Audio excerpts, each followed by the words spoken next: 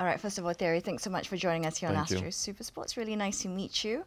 Can I Nice to just meet you talk about how people are seeing such a light-hearted version of you these days, obviously doing a lot more TV work and things like that. But what is it like when you were in your playing days? Because we almost see two different personalities sometimes. Well, yeah, I mean, it's different when you're on the field. When I was on the field, I wasn't there to laugh or joke. I was there to represent my teammates or represent my club and try to perform. And that was my way. Some people like to laugh on the field. Some people like to whatever. I was there to kill. I wasn't there to do anything else than that. Being able to perform was the thing in my head. Was always the next day or the next game. Obviously now it's different. I don't have to kill anyone anymore. It's just it's a different one. I'm a coach or I go on TV. It's not the same approach of things. When you pass the line, you pass the line. We're there to work. We're there to perform. Especially I use the word performing for a reason. When you're in your zone, you're in your zone. You can't be joking around or stuff like that. Although on TV you also need to explain to people what's happening as a pundit and how, but it's not the same. You can be a bit more, funny or crack some jokes or whatever. My way on the field when I was playing, I was a bit more, reserved on that and more of what you saw, more upset at times or very focused on what I was doing. Because Ian Wright has said before that he always felt really angry in his playing days. I don't know whether you kept that killer mentality even when you're off the pitch, or is something that you just switch on when you cross the white line? Well, it's tough because, because you play every 3 days, how do you switch that off? It's always on. It's always on in training. It's always on how you speak, the way you speak. So it's always on when you play, obviously.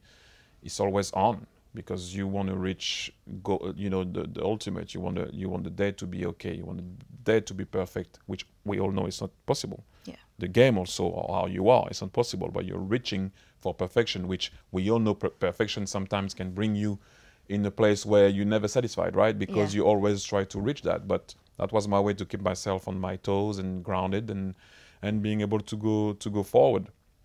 So yeah, it's not easy to switch that off, right? But now it's easier, obviously, because you don't have to perform, you don't have games to win. Obviously, as a coach also now, it's a different ball game, but on a day-to-day basis, it's very different for me now, yeah, for sure. I think people don't see that constant emotional and mental pressure 24/7 when you're playing. So how did you manage the highs and lows in your playing days? What's nice in football or when you play for a good team is you play every 3 days. So the highs cannot be too high because you have another game, and the lows can never be too lows because you have another game. So you have to keep it. You have to, and then if you win the league, you have to go to the national team. But if you don't win the national team, you come back, you're like, you didn't win the national team. People are asking a question, why you didn't win the national team? You come back, you win the league, can you win it again? If you didn't win it, you didn't win it for a long time. So things are in and around you will keep you to a certain level where I always say that, at the end of games, I was not as good as what you were. I was not as bad as what you said also. So what you were saying before also for being good. So you kind of stay. Does that take away from the enjoyment of it? Yeah, but how can you enjoy something for too long if you have a game in 3 days? 3 days you have a game. I can't stay with the other one. Oh my God, I scored a hat-trick. And then daydreaming, you have another game. And in another competition, because it can be the league on Saturday, then it's Champions League on Tuesday, then it's the league again, and then it's the Champions League, and then you have a break. People have a break. No, I go to the national team. You have to perform. There's no off season for you, essentially. Yeah, and then you have a big. No, look, I'm not complaining. I'm just saying that at one point, yes, I agree with you. It just becomes a normality, and at times it's not that you forget to enjoy it, but you cannot. You can't just stop and go like, oh, what a game I had last week. You can't do that. It's just not possible. But I guess now, obviously, you can reflect and you can feel what you've done, and you can feel your everyday enjoyment life. But I want to talk about how humans impact each other in the smallest ways. You've clearly impacted a lot of fans around the world, in the world of football, even beyond as well. You've had the opportunity to converse, rub shoulders with some amazing people in your life. But if you were to go back to the one interaction, whoever it may be, that left a major impact on you on and off the pitch? It could be the smallest of interactions that you just remember today. I said it so many times, myself. When I had a discussion with myself about who I am and who I want to be, and my demons and my good side, and I had that proper discussion with myself. I always said to people always want to know about other people. Know about yourself. That's the most important thing. And once I had that discussion with myself, where it's not an easy one, people always like to highlight what they like to do, but when it comes to talking about what you don't like to do, or your problem, or your flaws, or your demons, and whatever it is, we hide it, we put them under the carpet, or we pretend that we don't know about it, or you will do something to make sure that you don't find yourself in a situation where that's going to be exposed, right? And yeah, I would say myself, don't look for anyone. It comes from within. I always say that to people. So I would say myself, the discussion that I had with myself about being honest was a tough one. I'm still trying to deal with that, but yeah, myself. Well, if there is one misconception about you and yourself that you want to set the record straight to the people, what would it be? No, nothing. You know, people don't know me really fully. So I always say to people that you can have an opinion about me, and that's how it is. You're not going to battle everybody. But do you ever feel misunderstood by certain things? Yeah, all the time.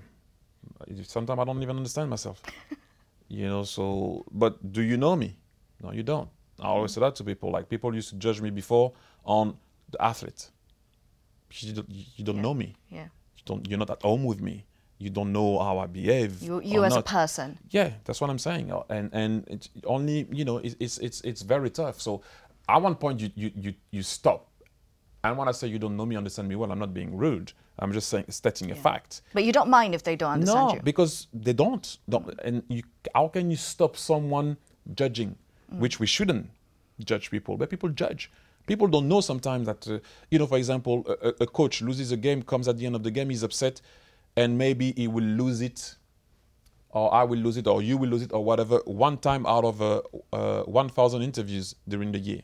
One time. And he should know better. He was disrespectful to people on TV yesterday. One time out of 1,000. He cannot be human. Do you know what goes through in his head? Do you know what type of pressure does he have? Do you know? No, you don't. So this is what I'm saying. I always say that people will judge you. People will think whatever they want to think. But you need to try to be yourself. So I always say, I cannot have a go at someone thinking whatever they want to think if they don't really know me. Yeah. It's you can't stop people thinking, right? Yeah. And you can't also try to please everybody. How are you going to go out there and try to please everybody? Like, you might like me for something that someone will say, that's exactly why I don't like this guy. But you like that person for that reason. I don't like him for that reason. So now I switch. Now you're like, oh, I used to like him before because he was more, you know, more upset, more this. Now it's too nice. I don't like him anymore. It's just human nature sometimes. That's what I'm saying. So how do you battle that? Yeah. How do you battle people talking? So no, I don't need to set any record straight really about anything. I made mistake. I'm learning. I'm moving. People will think whatever they want to think. I'm not saying it's bad or wrong. I'm just saying it's. I'm not going to battle everybody or try to set any record straight every year or 2 years because people thought something that they don't always know about. You gotta understand that people have their own opinion, and you have to accept that and you move on. Yeah, even if you set the record strate today, tomorrow something could happen, and they could have another. You spend your life. Yeah. Or apart if it's something really important, like crazy. But other than that, you're not going to spend your life trying to set things. Correct people all the time. Yeah. But if I were to judge you, and we were talking about people judging, if I were to judge your playing style, and I apologize if I got this wrong, but I would describe it as watching sort of a great white shark swimming. Really elegant sometimes, but as we know, very deadly as well. How does your personality influence your playing style? Well, you could see it. You could see it because with me, you know, when I was unhappy, you could see it. When I was happy, you could see it. I couldn't hide my emotions. I couldn't. You know, I couldn't act on the field. Like, you know, if I had to tell you something, I would have told you what I had to tell you. But for me, like I said to you, it's. I would say, like, for me, team was always the most important thing. So my playing style was always what the team needed from me. Whatever it was, you want me to be a killer, you want me to defend 5 minutes there, you want me to put pressure, which wasn't maybe my strong attribute, but I had to do it for 5 minutes. You want me to play high and wide at Barcelona, I play high and wide in Barcelona. To play on the right in the national team, I play on the right, you want me to play on the left. Even being 32 years old and past 100 caps, I go and play on the left, going up and down at the end of my career because the coach asked me to do that. So I think one of the most important things was that also, and sharing. Sharing was very key for me. I always say to people that they always talk about my goals, I always talk about my assists. And that's something very important because, you know, people always say that back in France, for example, I never used to smile and celebrate my goals. But when I used to give an assist, I used to smile. And then they've never used to say that he smiles for an assist and he doesn't for a goal, which is, I love sharing. That was very important for me. Is that when you see someone like Marcus Thuram coming out to say, you know, his gratitude towards you, how much you've helped him in his game, does that please you in how you're able to, is that what you really enjoy, to be able to see the product of your work? I don't know if the word pleasing in a way of pleasing, did it touch me? Yeah, of course it did touch me, because when you help someone and he acknowledges it and then he talks about it, of course I'm a human being. If someone says something good about you, you're going to like it. But that wasn't the point of that. That wasn't my plan. Plan is camera or no camera or whatever it is, I'm going to speak to you and try to help you. Now you want to talk about it or you don't want to talk about it, that's a different ballgame, but I told you. You know what I mean? Like I'm not helping people for the plaudits. Not at all. Not at all. It pleases you for yourself that you've done as much as you can. That's what I'm saying. We know, for example. He knows, I know. That's good enough for me. Yeah. Is that a little bit? How much do you enjoy being able to pinpoint certain areas of a player's, I guess, ways of improvement or areas of improvement, and then being able to translate it to them and seeing them put that work on the pitch? It's not so much about. It's about helping. It's about giving. It's about because I've been there. So if you can pass on your knowledge to players and help them being better, but always being honest with them. You know, not tell them what they want to hear, or you know you might lose a relationship because you're going to tell the truth to someone. I'm sure you've been in that situation, and people were like, "Oh, you're supposed to be my friend." Well, that's exactly what a friend is supposed to do. Tell you the truth and being honest. You know, if I don't know you, I might lie, or you tell me, "Oh, did I play well?" Yeah, you played well. But I don't really know.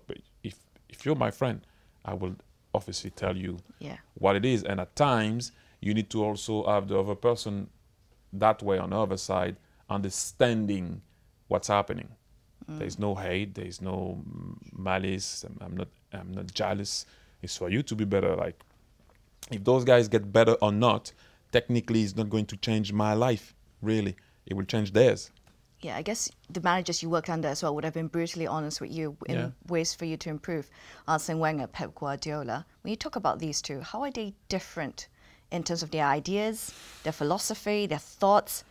Who's had a bigger impact on your both as a coach? Both had. I will be honest. Arsene developed my brain, and Pep opened my eyes on the game. You know, I thought I was okay and I could understand the game, and Pep came with some tactics that I've never seen in my life.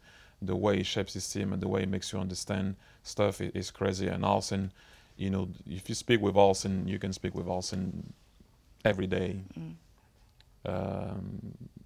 You know, he's very. You speak with him, and he will make you feel like that you're the best player in the world, and you know, you feel great when he speaks to you. Like the way he approaches the game, the way he approaches his players, the way he makes you feel is second to none. So one did really develop my brain, and one opened my eyes on how the game can be tactically and how far you can go tactically about it. You're of course one of the most lethal strikers in the world in your day. Seems like the sort of the pure number 9, the traditional striker role, is a bit of a dying breed these days. Why do you think that is? It's kind of weird because I was on a 9-9. Yeah, you were developed as well. I was on a 9-9, like I'm talking about a 9-9. What I call a 9-9 is Shearer. That's a 9-9. Van Nistelrooy is a 9-9. I don't step out of the box. I'm between the two posts. Make a run first post, make a run second. I give the ball, like pass it to the wingers, I run into the box. I wasn't that type of 9. I was outside, going on the wing to cross sometimes. You started as a winger as well when you were younger. Actually, I was a 9. I started in professional as a winger. But that's what I said to you. I wasn't a 9-9, meaning I wasn't a guy waiting for crosses or, you know, flicking or attacking crosses, obviously, making those runs. I didn't mind stepping out of the frame of the goal, going to get my ball, going on the left, going on the right, playing in the middle. So I was different. But I will agree with you that now you have number 9 that feeds the winger. You play the 9, then you play off the 9. Before you played for the 9. Now you have wingers that score more goals than the 9 in games. Do you think it's harder to be a 9 these days in the modern game? Yeah, it is. Not first and foremost, everybody used to play 4-4-2 before.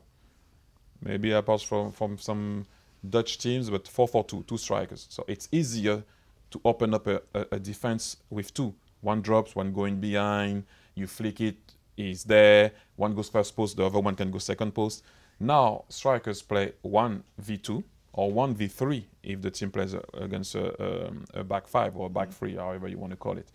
So you're always outnumbered. Before it was me against you and my other partner with the other center back. So it's a 2v2. Now it's a 1v2 or 1v3. It's way more difficult for a striker to score goals. Depends who you're playing with.